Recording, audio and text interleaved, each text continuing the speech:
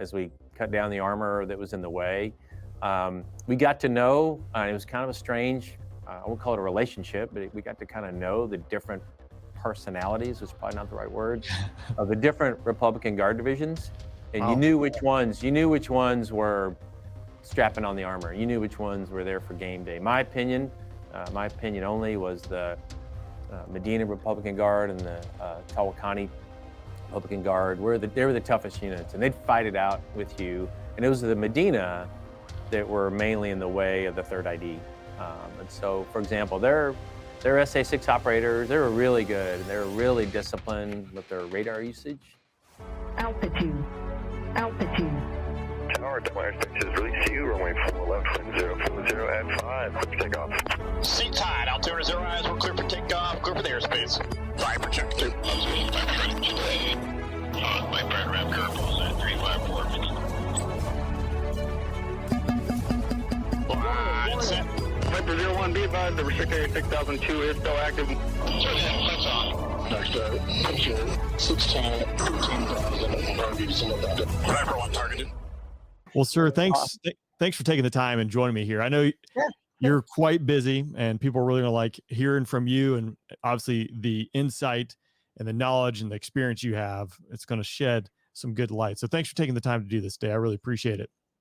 No, I appreciate it. Make sure you rudder correct me or edit out anything that sounds stupid. Yeah, with 130,000 Cossacks ready to loot Kiev, we just got a little bit going on, but I'm happy to pause and chat with you. This is actually cathartic for me, just to chat with folks about something unrelated to fourth generation for UCOM. So go ahead, my friend. Anything you want to talk about, it's fair game. I can't even imagine. I actually, I was about 30 miles from the border. We hugged it coming to Paris, and some pretty good GPS jamming along the way. So I can only imagine things you're having to deal with right now. Yeah. Well, good. No, it's good to see you again. I can't remember. Were you in the? Don't take this offensive. Were you in the shooters or Tigers or? I was the gamblers, so we were the greatest out there. And our time, obviously, Ephes was your aide, and down there, good bit flying red air. But I think the last time I actually saw you, I was 3 feet from your wing, and you were in a Mustang. So I probably was. You know? Yeah, I probably was. I am actually the worst Mustang pilot I know. I'm always afraid I'm going to do something bad to the Merlin, and I temper it to the point where I fall out of formation. So it just is what it is. Well, I've only ridden in the back, but obviously doing the heritage piece and talking to the guys who fly it, and you've flown it. But being a fighter guy and with over 6,000 hours, I mean, most of the time and everything we fly, right, you can fix it with the left hand, no big deal, and you're not worried about it. But in a Mustang, not the case. I mean, you go to idle, you tear the motor apart. Go to max, tear the motor apart. So yeah. Quite a different experience. But you've flown it a few times, right? Twice. Same airplane. Yeah. Okay. Same airplane. Yeah. That's pretty cool. Good. It was good. Yeah, it was really fun. It's just a great honor. Yeah.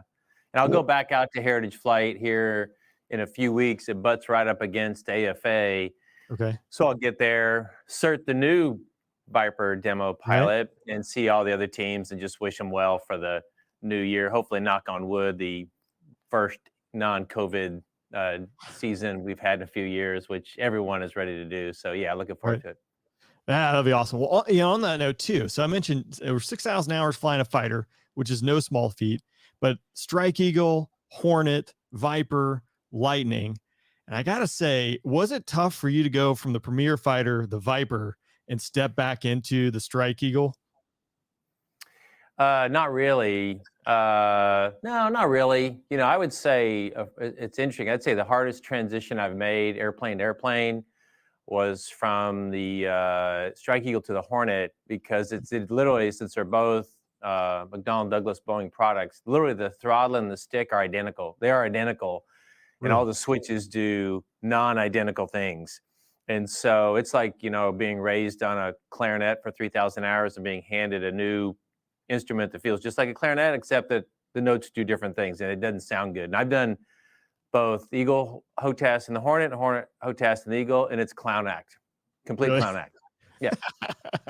And then I'd say the harder transition was when I transitioned from the Viper to the F-35. You can see the Viper DNA in TMUS and other switches like that. but it's just a change in going from 30 plus years of formation radar energy comm to manage my data, manage my signature, manage my timeline. And so, but that was probably, and then the systems, some of the systems are tougher in the F-35. And plus, it's kind of a old dog, new horse. And so Right. you have to study like a lieutenant not to be part of the problem. Yeah. But and so now you're flying the Strike Eagle again, but so in between for the listeners, it was Viper, the Lightning, and now back to the Strike Eagle. And that, I mean, that has to be a big change. Talking to some of my F-35 buddies, they're saying wingmen are coming out, equivalent to like a 4-ship flight lead in a 4th-gen platform, just with the amount of information and the technology that the F-35 brings to the fight. They're able to see and sense and just have a better picture. Whereas, if you're working an ABG 68, you're working hard to figure out what the radar picture is. So was that, I mean, interesting transition back to the Strike Eagle doing that? Frankly, it wasn't that hard of a transition back, mainly because, again, I had over 3,000 hours in the strike. And so you kind of go back to old DNA, and those old motor neurons come back to life, And so when I got here to Langley, what I did want to do, there's very, very few, I mean, very few thin wisps of value-added general officer flying, and you have to find them. And so frankly, I was lucky to fly as a GO, as an Allison wing commander, flying aggressors. MiG-2, you're dead. I'm thinking, I'm supposed to be dead. And when you're GO, and if you're going to learn a new airplane over age 50, single mission I'm supposed to lose was right up my alley.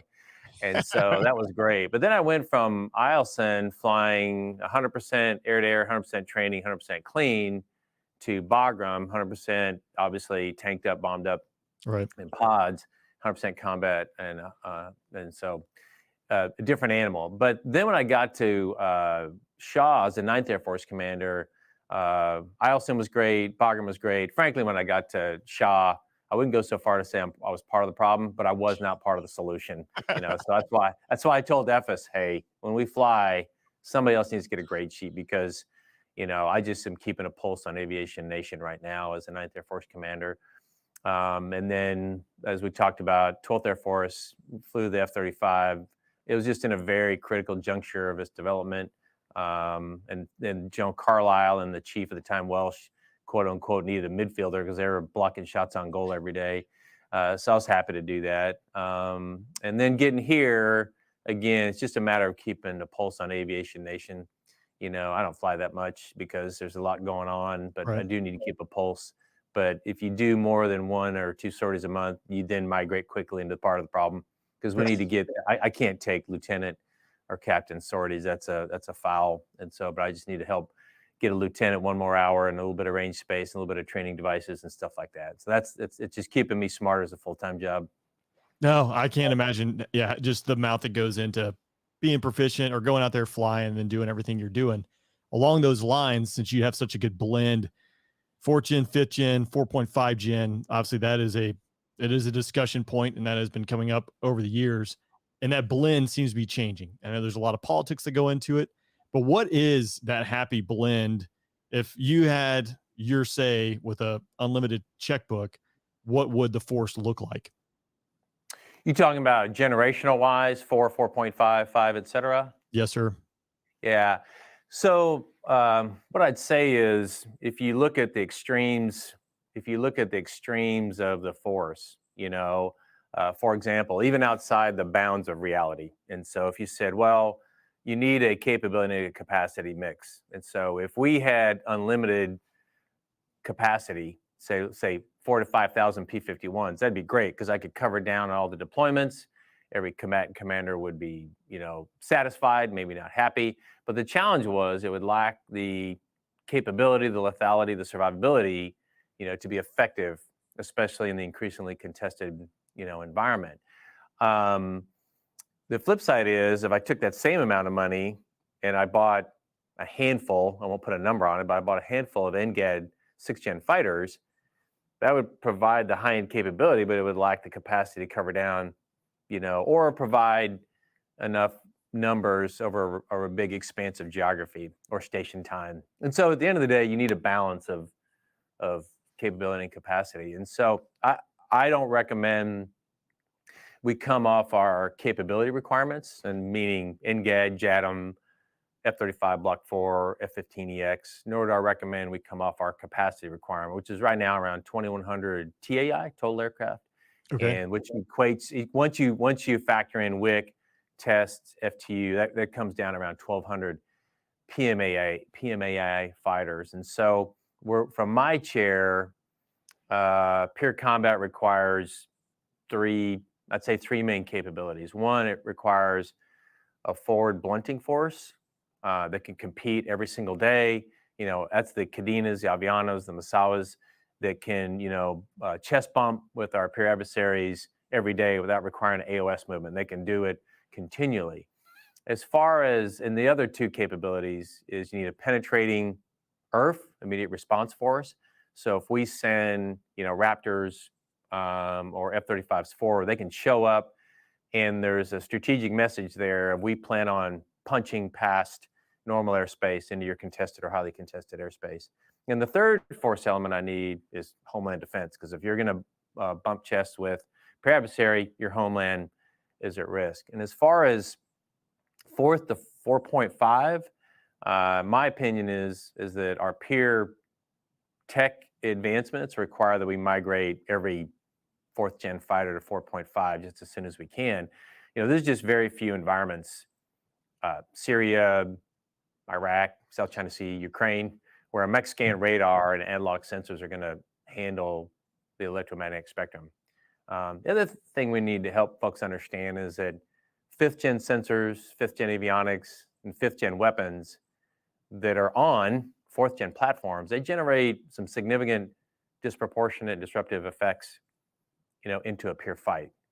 Whether it's our side or their side, whether it's a APG-83 on a Viper, or an APG-82 and EPAWS on a EX or E model, or if it's a AISA and a PL-15 on a J-16, there is more to competing and fighting in a contested environment than we normally bin is quote unquote 5th gen. And so, and then the last thing I would say is, I do a significant amount of messaging on 6th gen, and we have to include that in the mix. And so when you look back at our history, even though there was a huge national debate at the time, our nation stepped up in the 70s when we're talking about NGAD. And when you're a 3rd gen Air Force, 4th gen is NGAD. It is the next generation.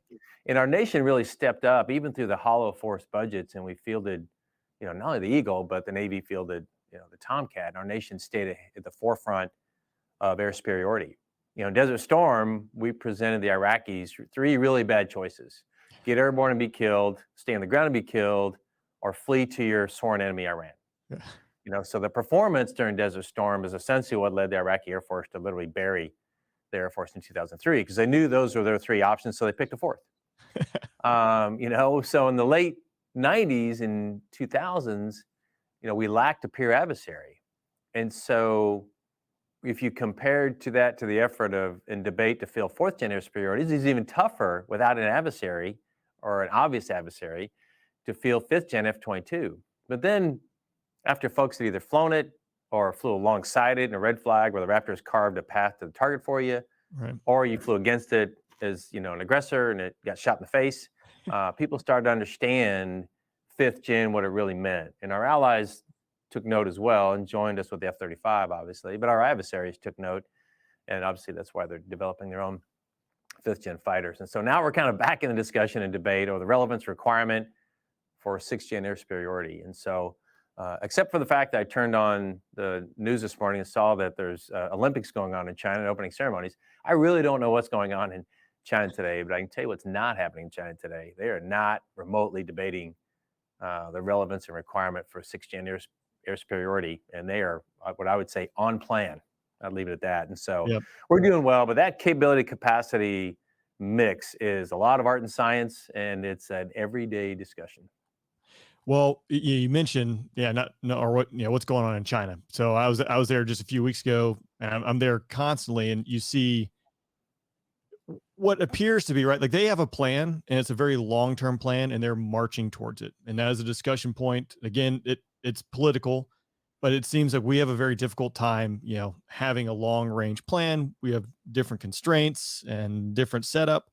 But how would you say we are looking when it comes to fielding and measuring up to their game plan? What are some of the things that the U.S. Air Force DoD is doing to make sure that we march alongside and we can match near peer adversaries? A really good question. Again, that also kind of consumes a lot of discussion time and bandwidth when you talk about peer adversaries and integrating new technology and those emerging threats. And so if you kind of look back and if you read a lot of articles about, hey, technology's happening faster than ever before, are we incorporating that technology faster than ever before? The answer I would give you, which sounds kind of like an "it depends" answer, is, well, it depends. It's a little bit of a yes and no, and I think most people would say yes to that. I frankly, with respect to United States Air Force technology fielding, would be the outlier and lead more toward the no camp.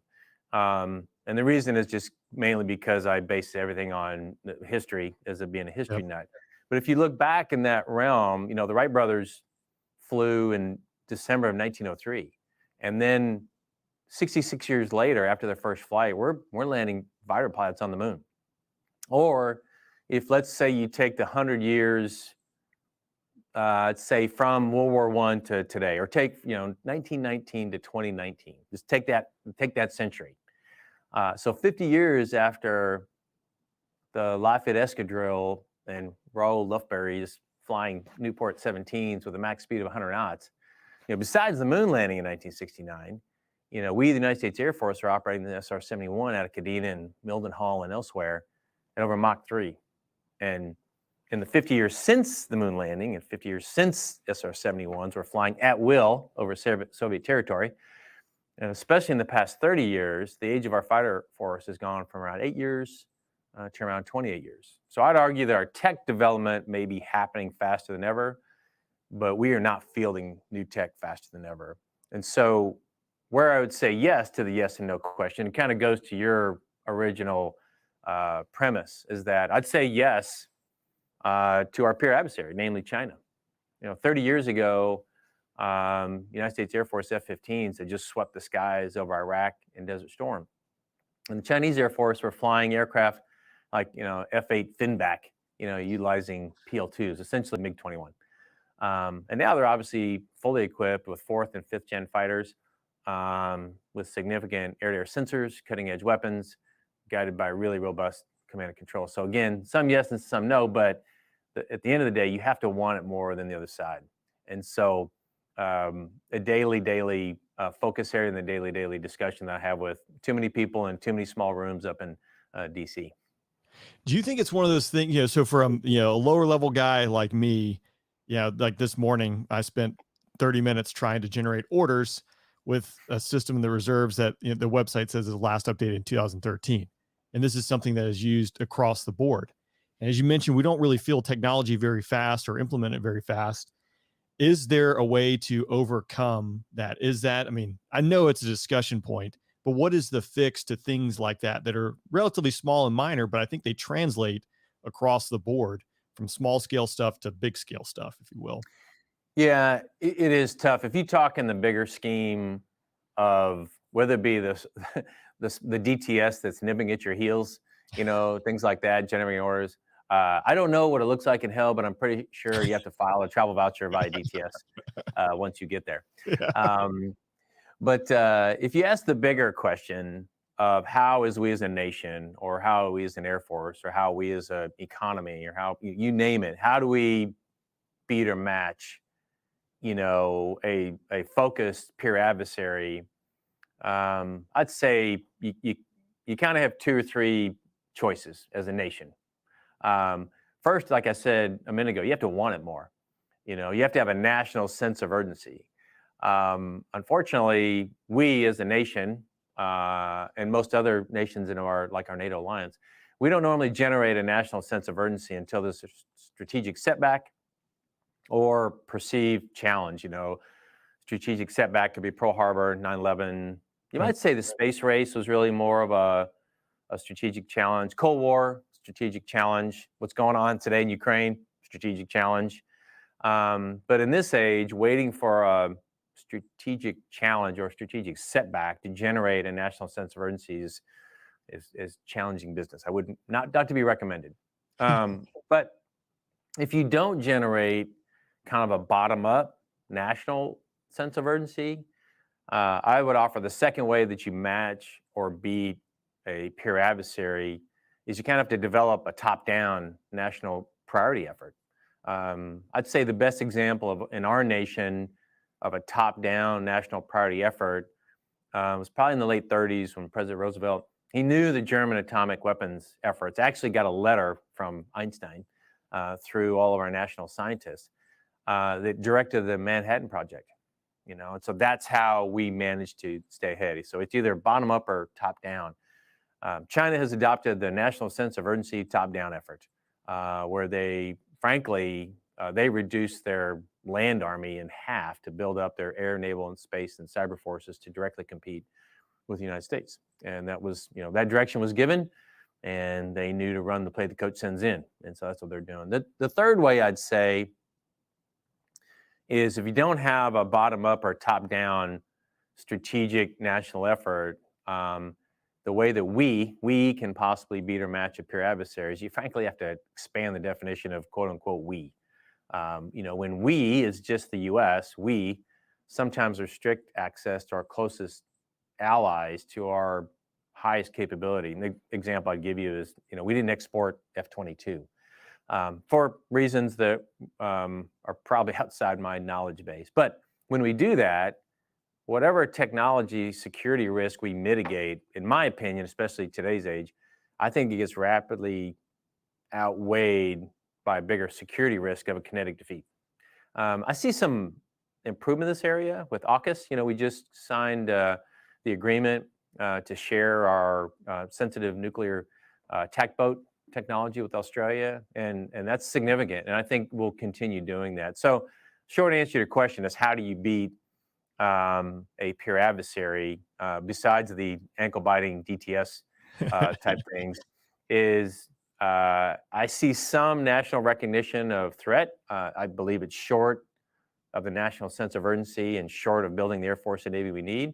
I see some top-down direction, and I see some increased allied engagement. My opinion is we're going to need all three going forward, and hopefully they accelerate. Each one of those lines of effort accelerates faster every day. So there are two avenues I want to go down. One, I do want to talk about what keeps you awake at night. But first, before we do that, going along the ally piece, because I remember Rio Negro, Colombia, I was flying a demo there. You happened to be there with it seemed like the entire Colombian Air Force and a lot of their Defense Department. I was supposed to fly. They canceled me based on, I think air traffic became a big deal. We ended up working it out and going to fly. But it was a big piece, I think, for us to be there and to fly, kind of show solidarity, obviously showcase for their neighbors who their allies were and who they're supporting. And then also, I imagine there's a piece of they're trying to upgrade their Air Force, get them on the Lockheed train flying similar type aircraft, get them to fly the F-16. Yeah. So can you talk a little bit about, that ally building? Obviously the F-35 is being exported. We didn't export the F-22, but what is the importance, especially today, with having capable air forces, allied partners, as we go out there to meet some of these challenges? What's that importance? It is important. And there's allies that are interoperable. They can, we bring them into Red Flag Nellis, Red Flag Alaska, as and they're pretty plug and play to be interoperable with us. But what you have to do is you have to seek out and encourage not just interoperable, but interchangeable. What I mean by that is, I frankly think if we had a RAF or Australian Air Force 4-ship of F-35s in one lane and Navy in another and Air Force in another, I think they would be interoperable, not interchangeable and interoperable. And so that's the level of capability that we really have to seek out. And we have to keep, our allies provide us access, basing, and overflight as well. As we look to push forces around the globe, whether it be to a CENTCOM, EUCOM, INDOPACOM, something small like dip clearance, it's kind of a big deal. Right. Basing and overflight is a big deal. And so these alliances and these partnerships are absolutely key.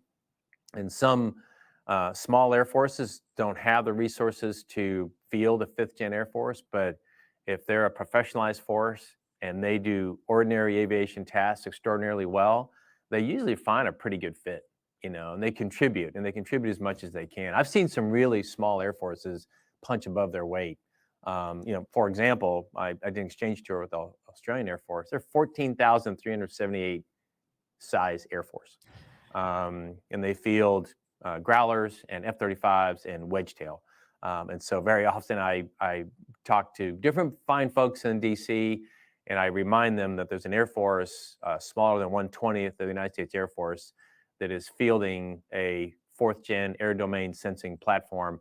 And if we could just catch up with them, that'd be awesome. How do you feel we're doing, as we talked about, China being a near peer threat, what they're marching towards?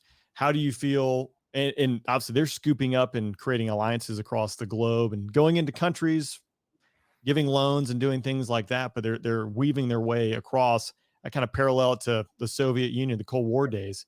Is that something we're concerned about now, and how we're helping other air forces, other nations build? Yeah, I would say a lot of the Chinese engagement with partner nations is very transactional. Money talks, and it's a different relationship building than we have, where you seek out other nations that share our values. And so there's a value of national values, and there's a value of the dollar, and the yen and the pound and the euro.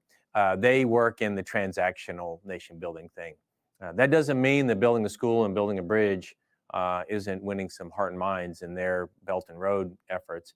But I think we have a narrative that sticks with nations that are developing. They want to determine their own future, and so you look at how NATO alliance is coalescing right now around the ability for people to determine their own future, whether it be how you want to raise your kids and how you want to go to work and how you want to elect your leaders. That narrative, I'm pretty confident, is going to stay strong as we go forward through our partners. But to get to your question, not to avoid your question, the dollar, especially in a strained economy, a nation like China showing up with several million or several $1 billion will open a door, or more than one door. And it's not a trivial effort, especially as they start to build out some nascent bases, but bases nonetheless, in Africa and elsewhere. Yeah. And then, so along those lines, I kind of have probably a guess, and probably most people listening have a guess, but what keeps you awake at night? And then kind of fast forward, what do you think will keep, Comac in 2035? What will keep him awake at night?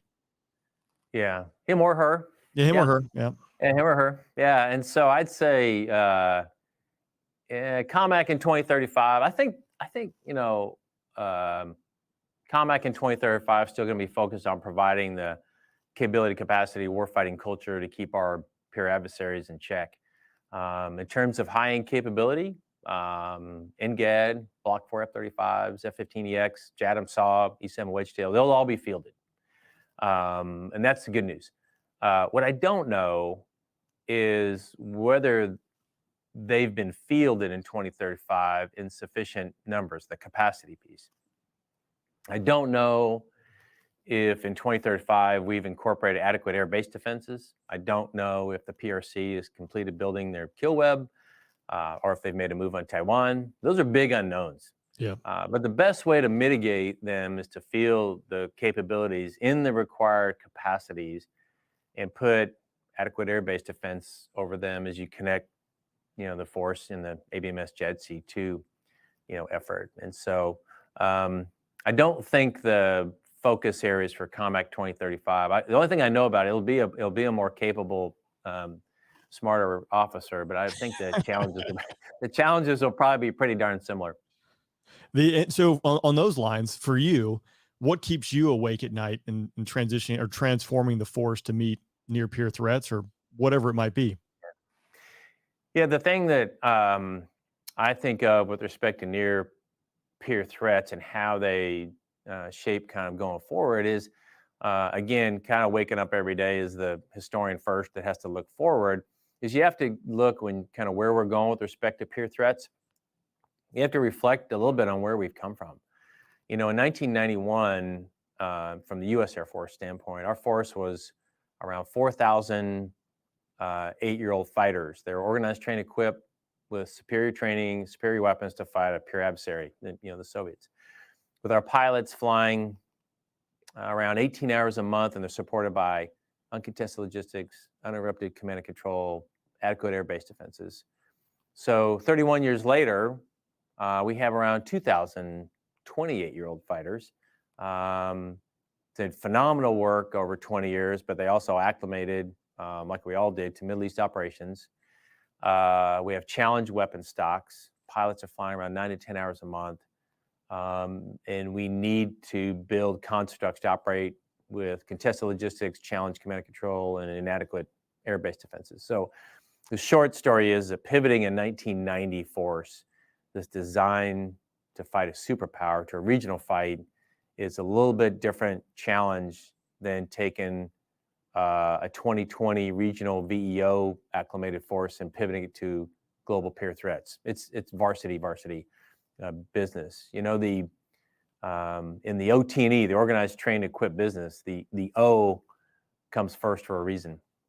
And so besides our current force being trained, equipped more closely for a regional VEO fight, our organizational constructs were also optimized, for this type of conflict as well. Over the past year, we in ACC, we rebuilt the garrison and combat forward AOR wing structures, restructured force generation cycles to maintain readiness, ops and maintenance constructs, and we've taken ACE, Agile Combat Employment, kind of out of niche into mainstream to ensure that we're ready for crisis before crisis, ready for combat before combat. We established unity of effort within our flying units before it's required and people meet each other at the line of scrimmage, so we can operate from distributed, austere locations. And so I'm pretty wide-eyed that you can easily generate some change fatigue in the force. Yep. But at the end of the day, if I'm going to put airmen in harm's way, they've got to have the right organizational structures to win, along with adequate training and the right equipment. So it's a daily effort. I can't even imagine. But again, down that road, so obviously the Agile Combat Deployment, that's been a big focus point, at least that I'm seeing and watching. But as you mentioned, what used to be an average of 18 hours is now 9 hours a month. Fighters are older. What is that okay? What is there a fix that's needed? Is training where it needs to be? What do things look like? What do they need to look like? Yeah, really good question. And so short answer is no, it's not adequate. And that consumes a great part of our focus. When you look at, again, I don't know if they still have it today. They probably still have it today. I should know this. But back when I was a young captain, we had a thing called the 30, 60, 90, which told how much you'd flown in the 30, 60, 90 days. Mine was normally 30, 60, 90 hours. I was flying around 30 hours a month. And so we just thought that was normal. And so when I think back about, 30 years ago, Captain Kelly flying only 10 hours a month, 30 hours was barely enough to keep me average. And so I can't imagine, 10, but I have to imagine it because I fly alongside young wingmen. That's what they're getting. And so we've got to do everything. So every time I travel around, frankly, and I leave for Nellis on Sunday, and frankly, the unspoken objective of every trip I take is how do I get a young wingman one more hour, one more bit in the simulator that's better fidelity, one more ground threat out on the range that's more accurate.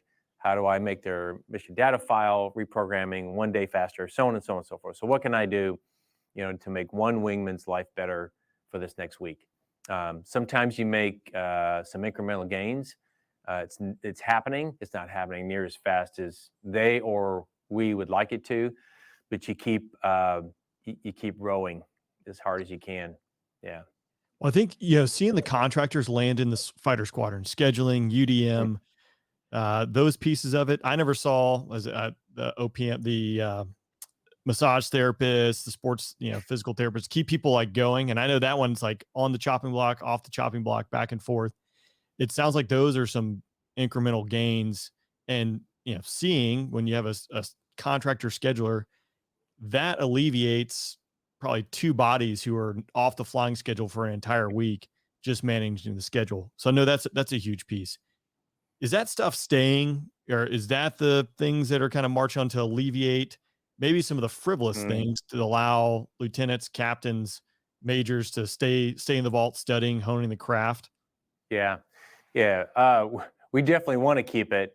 We always have to balance keeping those contractors with getting one more flying hour. And so we have to make those decisions every day. I can tell you that the fighter squadrons appreciate them. And as you know this, when you talk about especially a small 18 PAA and especially a single seat fighter squadron, and especially one that's TFI and not all the operators are there every given day, it can look kind of sparse in around the squadron at the ops desk. And so trying to fill those out and having a couple people work the schedule is key. And same thing with, the folks who make sure that, we can still do this at age 60. I wish I would have had them. I can tell you that the human body was not designed for 6,000 hours, and they used my scans, unfortunately, in a training course. There's no kidding, true story. Over at Wilford Hall. Don't tell anybody in the flight Sojourn realm that they asked me if they could borrow those. I'm like, yeah, yes, that's a horrible thing, but yeah, you can borrow them if we make our flight docs. Yeah, it's not a good thing. So it's kind of down, obviously, like the rabbit hole, balancing one contractor for one flight hour, whatever it might be. What's the outlook look like that you see in the next few years as far as the fighter squadron, getting them to a balance of training versus quality of life? What is that shaping up to be like? Is that on the focus? The biggest thing we've done that's been really good, I don't think our messaging on it's been very good, but the biggest thing we've done is introduce, the Air Force fourth generation construct that's 4 bins. And so people have some little predictability in their life. They know when they're going to be available to deploy or on the earth. They know when they're going to be in a reset bin. They know when they're going to be a prepare bin. They know when they're going to be in a ready bin. And frankly, the story behind that is, over 20 years, from to the 12th of September 2001, that following week we had a violent extremist or counterinsurgency crisis of the week. We just did. Yeah. What people don't pause and think about is then we stacked onto it another 1,000 counterinsurgency crises of the week. And next thing you know, we're 20 years down the road from 9/11, and the counterinsurgency crisis of the week became 20 years of United States Air Force readiness degradation. And so during this 20 years, we didn't have a fourth generation construct to demonstrate upstream readiness and force availability impacts. We didn't have the bandwidth resources to conduct all our weapon system mandates. For example, like, the MIDS, jitters, Link 16 terminals. And so we literally, over 20 years, ate the muscle tissue of the Air Force. And over those 20 years, a national conventional capability was driven by a reduced United States Air Force combat power. And frankly, I'd argue, especially, if you look at the news today, there's nothing like an adequate conventional deterrence to invite peer adversaries to seek and seize opportunities in places like, Ukraine, Taiwan, Crimea, South China Sea, the Arctic. And so when you look out at China and Russia's actions in these regions, they don't act deterred to me. And so when I wake up every day, I believe we can either have a deterred China and a deterred Russia via conventional deterrence, or we can have a happy, destabilizing, threatening China and Russia. And the key is to reestablish that. That's kind of a quick segue off of what's the fighter squadron going to look like, but it's really a narrative of why did these knuckleheads construct this 4-bin model? And that's because over 20 years, there was no rheostat and obvious second-order effect or unintended consequences for an overconsumption of the United States Air Force. There just wasn't. And so, yeah, go ahead. No, sorry. I think it's a really unique, because this is a discussion point all the time. And, I don't, obviously, I'm not smart enough to figure out what the fix is. Just looking at it, as you kind of mentioned, 20 years we're focused in the Middle East, just chewing up the resources of the United States Air Force. Meanwhile, near peer threats are focused on honing their skills, improving their technology, growing their national influence and their national objectives. And in a time when technology advances so rapidly, like we've never seen technology advance this rapidly. It's now we're faced with how do we meet this? And it seems like it's one of those problems which we've kind of discussed a little bit, but you can't fix it overnight. And I question, is it something we can outmatch or catch up to, or are we just gonna be hanging by the coattails, or just barely, wherever we fall on the line, right? I'd say I think it's fair to say that's a question mark, because it is a real challenge and real threat out there. What are your thoughts on that?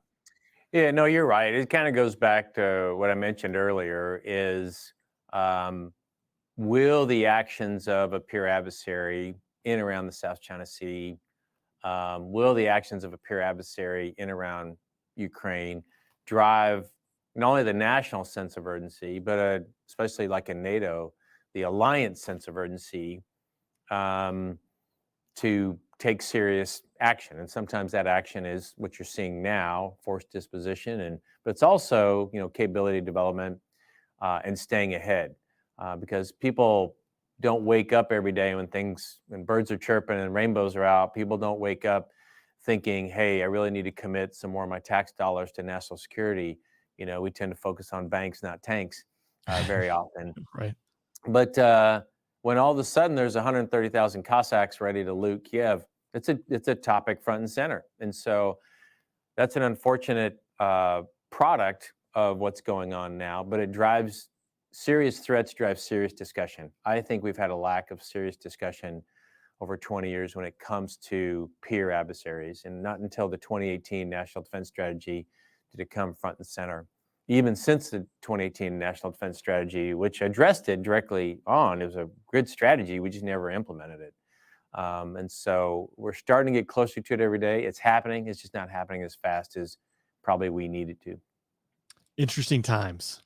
Yeah. On that, sir, I like to pivot just a little bit to, I Sure. would say, probably a completely different topic, Yeah, but sure. leadership in the 21st century. So the evolution of technology we've already mentioned is presents some unique Yeah. things. Social media is one of those things that has popped up, right? And never before are people so connected and layers removed.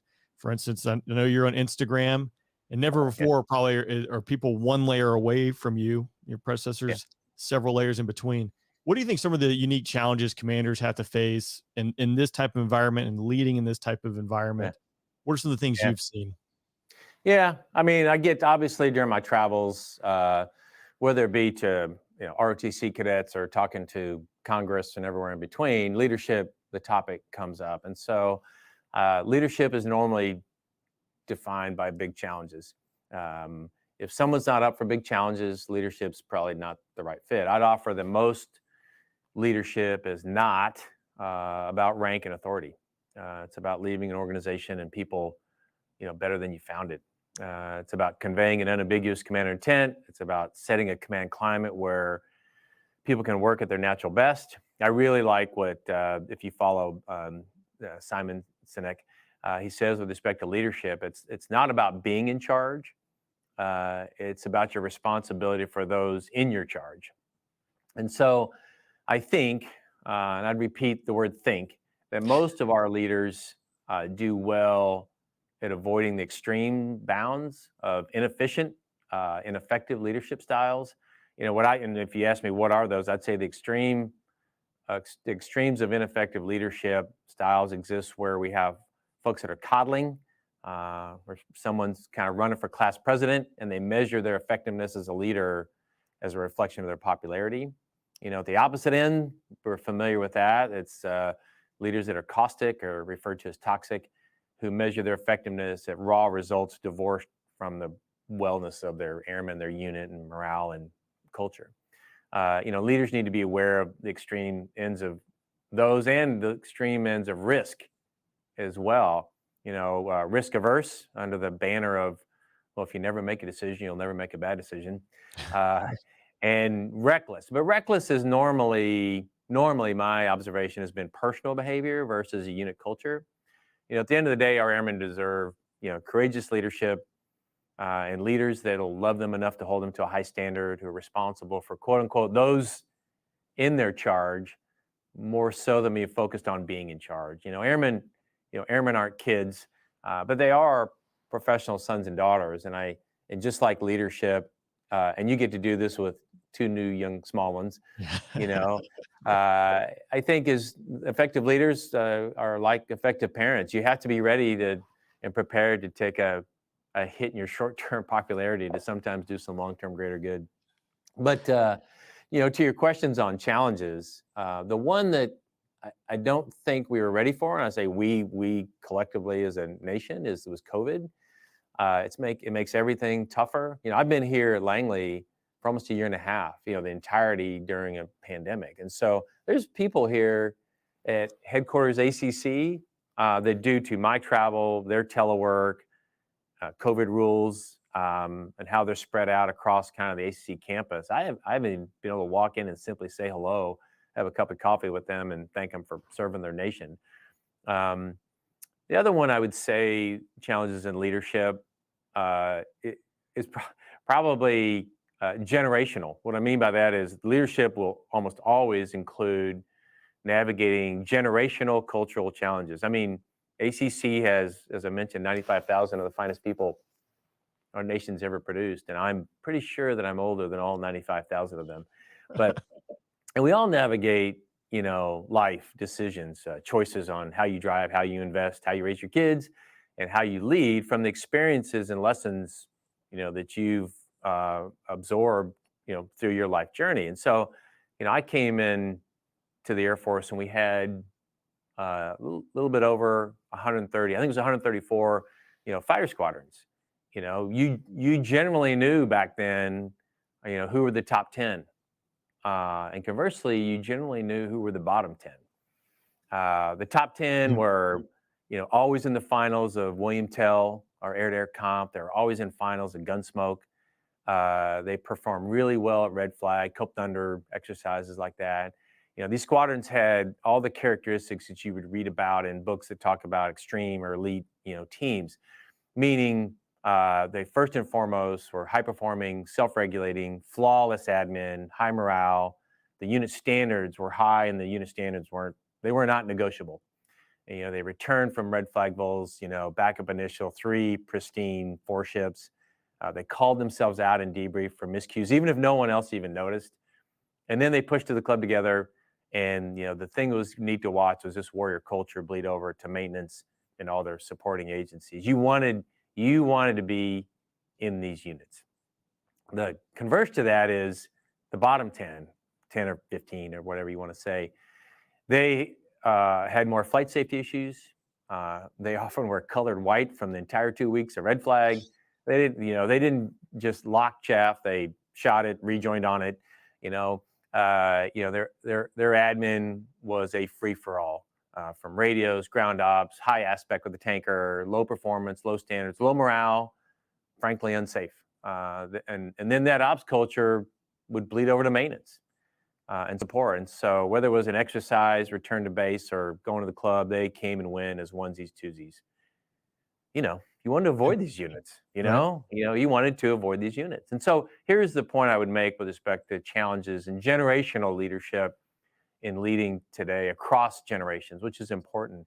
And that is, from my experiences, having been doing this for 36 years, and by the way, in 36, different fighter squadrons, is the one singular characteristics that all of these low performing units had, that they had in common, was what I would refer to as a unit culture of overt non-compliance. A unit culture that normally migrated from the fighter squadron to the support structure, maintenance, and then unfortunately into the air. And once it migrates into the air, it's a matter of time before someone sticks a pedo boom into a rock, a tree, another jet. If you can review literally hundreds of Class A accidents, and the root cause is almost always driven back to a unit culture of overt noncompliance.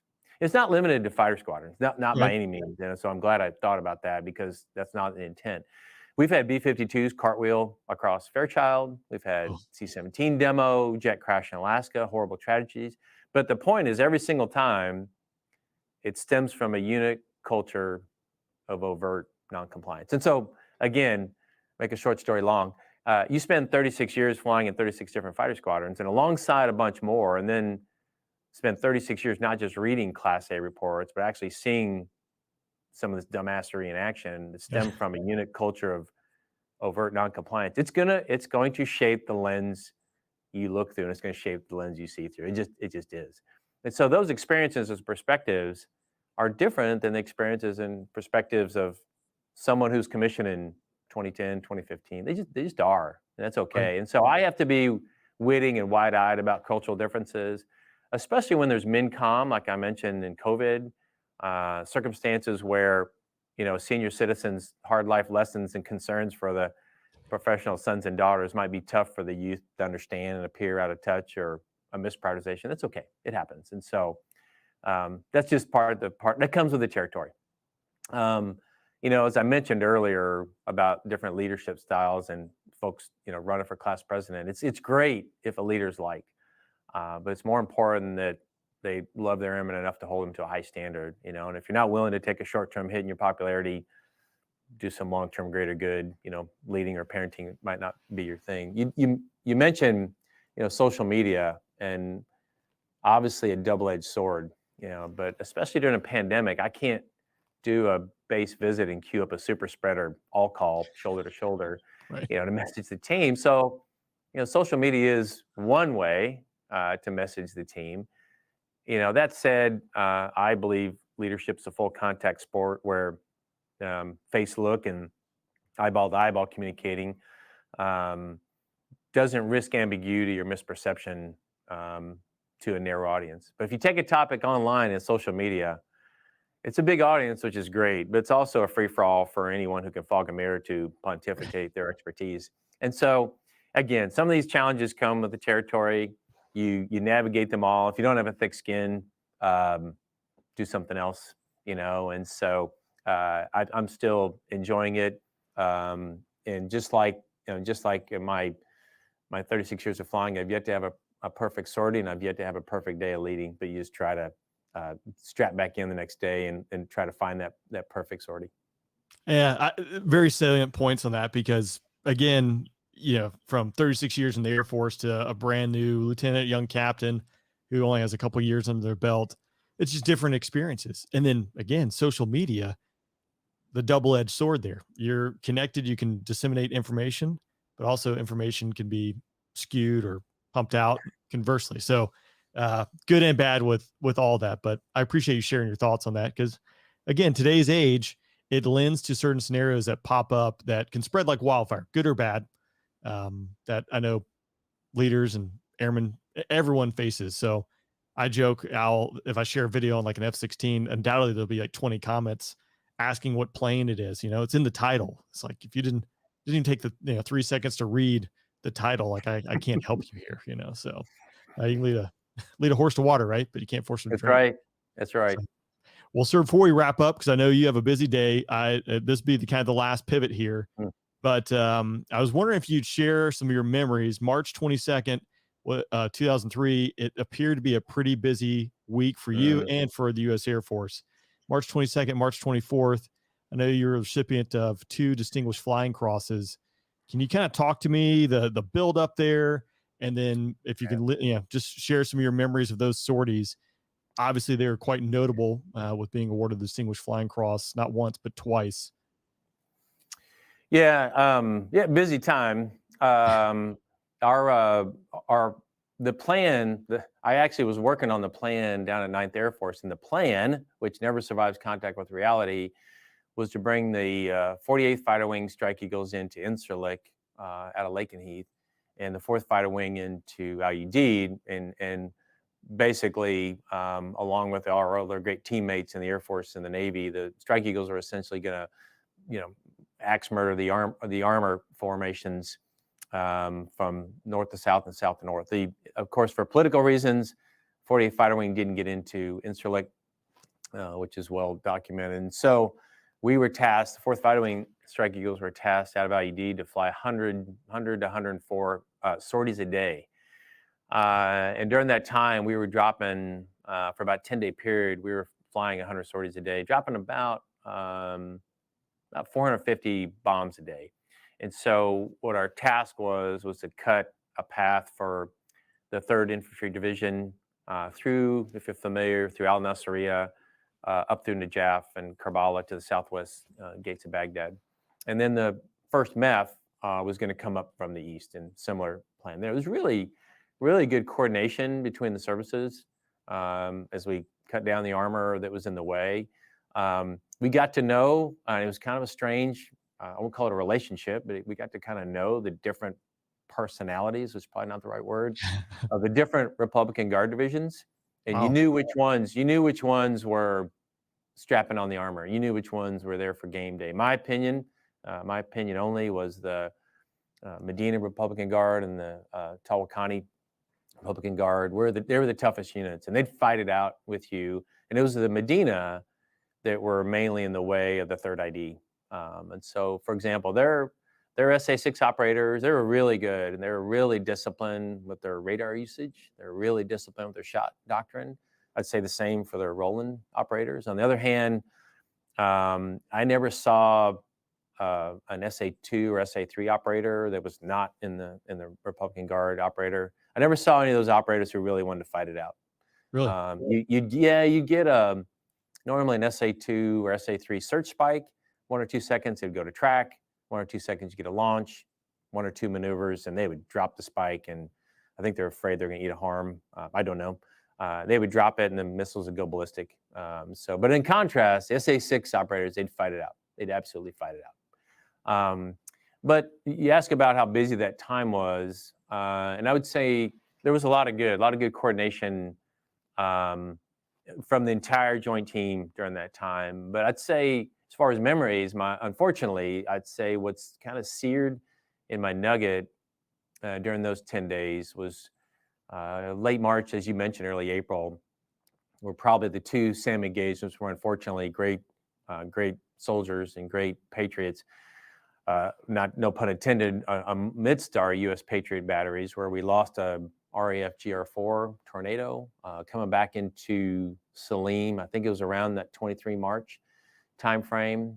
And then we lost a Navy Hornet around 2 April. And so I always flew at night. And as you know, whether it's over Luke, over Nellis, over Iraq, especially on MBGs, you'll see every bright light over the desert. And so I was actually just headed back home on the 23rd or 24th. I can't remember exactly what day, but when the GR4 was hit, we didn't know it was the GR4 until we landed. The Patriot just launched and lit up the night, and everyone airborne, as you know, in good weather is going to see it track north and intercept. That GR4 crew was from RAF Marham, just north of Lakenheath, and so really tough loss for the team. The 2 April engagement was way chaotic, and so we had rolled back the Medina. We had rolled them from south to north for 11 days, and we thought we were about done, and so we planned an engagement with the Medina, remnants of the Medina, up north of Najaf. It's near a place called the Karbala Gap, or people will know it from the big Lake Razaza, which is southwest of Baghdad. And we were teamed up with a flight of Hornets from VFA 195 off the Kitty Hawk.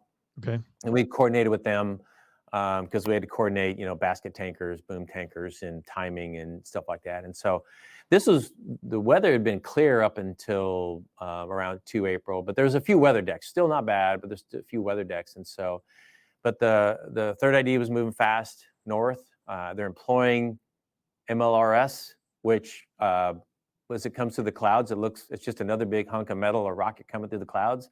The Iraqis are employing SA-6s in the exact same airspace in a very, very chaotic fight. But we were rotating as 2 ships to and from the tankers, and we're hitting Iraqi armor as the 3rd ID rolled north.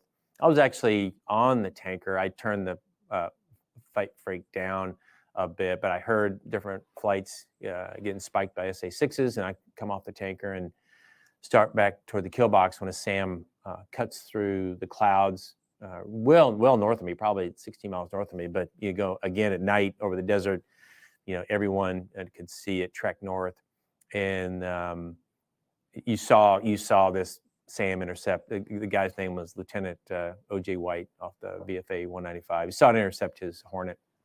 And so, we start the SAR effort amidst all this chaos. And I'm only there for another 15, 20 minutes, I think. Okay. I get relieved by another flight of Strike Eagles, try to pass off some SA on the link and over the radio. And there was more we didn't know than we knew. And then we head back home. And it wasn't until we landed we learned that a Patriot had intercepted his Hornet. I think I should have known from the start. It didn't fly like an SA-6, and kind of, as you guys know, as SAM killers, they're jerky, kind of 1 second maneuver time constant, pro-nav flight path. It was really fast, really smooth, kind of flew like a bullet, hit like a freight train. But and you can rationalize the situation with yourself and your joint teammates under the heading of fog and friction. But that engagement has bothered me for 19 years. I can't put my finger on it, but I think we should have known more. I think we should have done more. I don't know what that is, but it's still something I consider every time that anniversary comes around. But a great gathering of teammates, some of the finest people on the planet operating together to try to get our young soldiers north safely and young Marines safely north. And so, yeah, it was a different time than what I do today, but it's still really great teammates. So thanks for asking. No, I mean, I can't even imagine just the chaos that's going on, the technological hurdles you're trying to overcome. Not an easy thing to have to deal with in that time frame. So not where you want to be in life, I don't think. True. Sir, I think we hit our time. I know you probably have a few other things to do today, probably a few other things this weekend coming up. I really appreciate you taking the time today, joining us, sharing your thoughts. I know people are really going to enjoy this. Yeah, no, thanks. I really appreciate the invite. It's good for me to sit down and, like I said, to try to every day try to bridge the generational divide. I've been fortunate in this profession to meet and fly with the greatest humans on earth. And as I turned 60 this year, I'm still lucky to be healthy enough to climb up the ladder and occasionally shake a young crew chief's hand. I don't fly very often, as I mentioned, but it's just to keep a pulse on Aviation Nation. If during these visits, as I mentioned, if I can ascertain what it takes to get a young wingman 1 more hour, a little bit of better training range assets, better sim fidelity, better facilities, or whatever they need, be more lethal, more survivable, it's time well spent. And so thanks, my friend. Stay warm in the ice. Try to get some sleep in between, hopefully, which is the simultaneous feeding that goes on in the night, and look forward to catching up with you again. Let me know if you need any follow-up stuff, email me or whatever. I'm happy to follow up anytime. Awesome. General Kelly, I really appreciate it, sir. Thanks for taking the time.